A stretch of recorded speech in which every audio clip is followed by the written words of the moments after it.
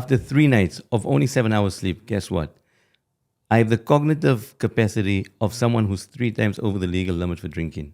I repeat this for you guys. You guys see that if I say, well, you know what, I'm the type of person, I can manage with 7 hours of sleep, right? The science says you're bullshitting yourself, right?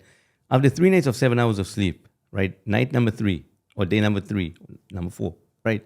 Your cognitive ability has been impaired as if you were 3 times over the legal limit of alcohol, drunk, right? And so if you make this commitment to yourself, to say to yourself, well, you know what,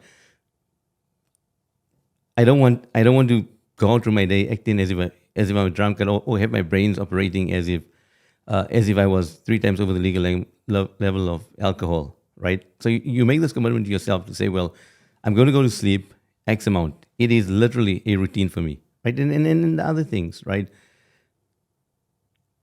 Caffeine. So coffee has a half-life, right? Literally, what that means is that any caffeine you drink, right? If I drink caffeine at 2 o'clock in the afternoon, right? At 9, 10 o'clock at night, 50% of that coffee, right? That caffeine is still in my blood cells, right? So I make a commitment to myself that by 12 o'clock in the afternoon, that's when I have my last cup of coffee, right?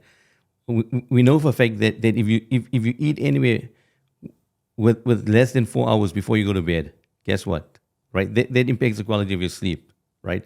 So make a commitment to yourself that if I'm going to go to bed at 10 o'clock at night, I will eat a meal by 6 o'clock, right? Make sure that your meal is not too carbohydrate loaded, right? Make sure that, again, blue light, for example, significantly affects our sleeping patterns, right? So make sure that all your technology, your phone, the TV, your iPad, iPhone, whatever, your laptop, right, is switched off at least an hour and a half before bedtime, right?